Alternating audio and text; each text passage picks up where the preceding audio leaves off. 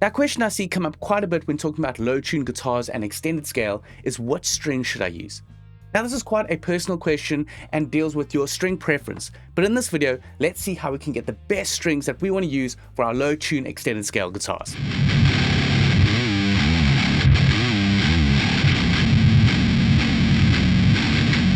Now first off, I want to give a huge shout out to Stringjoy. They sent me some strings so that I could get the perfect balance with my basics and the tuning that I want to use. So let me show you how you can get the perfect tuning with the string gauges that you want and the tuning that you want to use. And the best tool to use to get you where you want to go is a string tension calculator. So Stringjoy has their own one, which is a great tool to use. And this is going to allow you to first decide what your preferred tension is with a standard scale guitar, an E standard for example, and then from there, how to transpose that down to a longer scale and a lower tuning.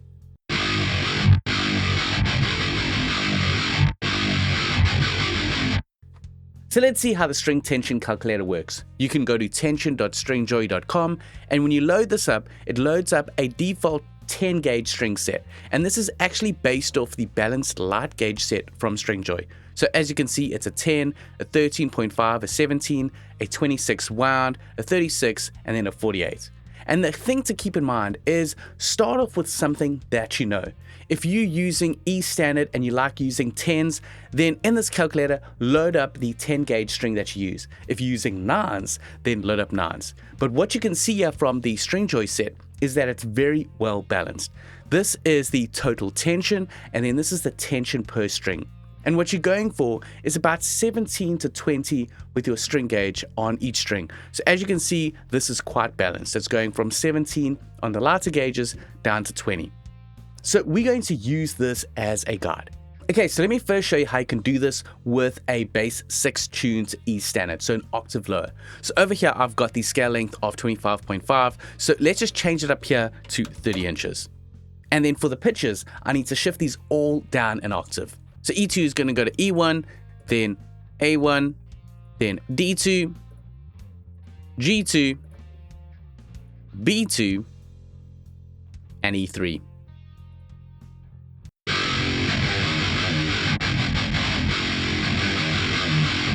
Now, as you can see, the tension is too low with these strings. So now let's get up to about 17 to 20 per string.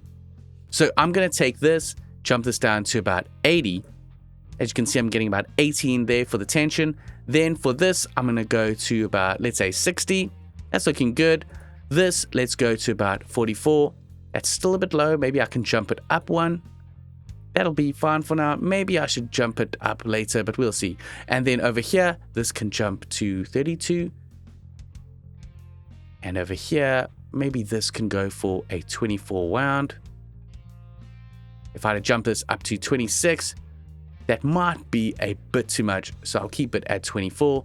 And then finally for the last one, I think maybe for this, we can have a plain string of 18. It's still a bit high, and we'll put it down to maybe 17. So over there, as you can see, I've built up a way more balanced set. I can maybe only think for the 24, jumping it up to 26 and having a bit more of a balanced set here. So really, it's all about building up a balanced set by jumping between these string gauges to build up the perfect balanced set for you. If you look at the total tension, this is about 113. If I go back over here, this is about 114. So it's pretty close to the total tension that I'd have with E standard on a normal standard scale guitar. So that's really what you're getting at. You're trying to match the tension that you'd use on a standard scale guitar with an extended scale guitar to the tuning that you're going for.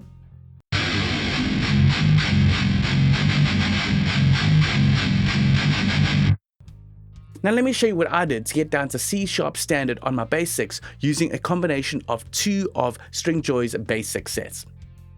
So from Stringjoy, I got the 24 to 90 bass VR set as well as the 26 to 95.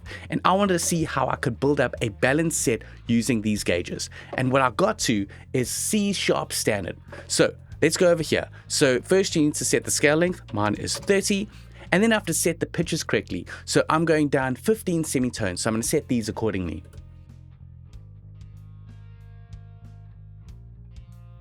So those are the pitches that I need. And as you can see, the tension is way low over here. So let me put in the gauges that I used. So I used the thickest 3 gauges from the 26 to 95. So that's 95, 74, 56. And then from the other set, I use the 42, 32, and 24.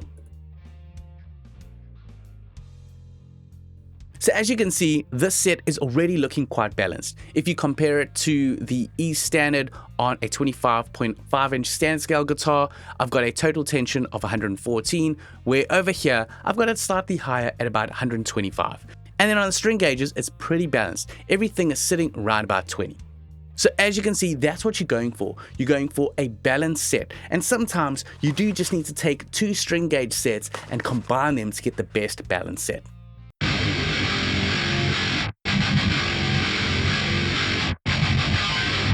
So now let's talk about some of the pros and cons that you may encounter when tuning low when you've decided what your string gauge is. First off, you want to make sure that the string gauge is long enough and it doesn't taper before the nut.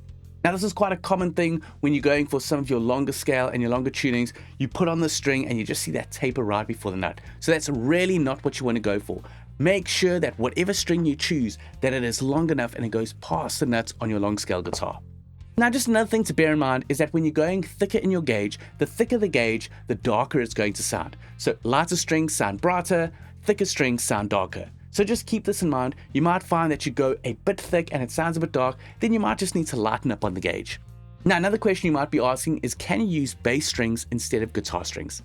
So the things to bear in mind is that bass strings have bass ball ends, which are bigger than the guitar string version. So just make sure that whatever guitar bridge you're using is that you can use a bass string on there. For example, here on my Harley Benson, I've got a Tune-o-matic style bridge and I can actually fit a bass ball end if I need to. But if I had to use a regular string through body guitar bridge, I might find that that bass string gets stuck and doesn't fit through that guitar ferrule on the back. And also another thing you might find is that with these thicker gauges, you might need to slightly unravel the end to get it to fit through your machine head. For example, if you're sticking it through and it's not going through, it's too thick, that's when you need to go in, you need to get some pliers and just pull on that winding just to unravel it so that it can fit through your machine head.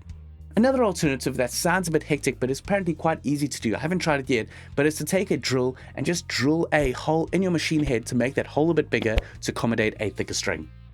Another thing to make sure is when you're putting on those thicker gauges, make sure that they fit into your nut. If you find that that slot on your nut is not wide enough, the string is sitting on top and not perfectly flat in, then you're going to have to take a file and just file it to make it a bit wider to accommodate that thicker string. So these are things you just need to think about when tuning lower and getting thicker gauges, but once you get past all these hurdles, everything will be sorted. You'll have the best balanced tension set for the tuning you want to use. So that's it for this video. I hope you have a much better understanding now on how to get the best balanced tension for the strings that you want to use for the scale length and tuning that you're going for. I'll catch you in the next video.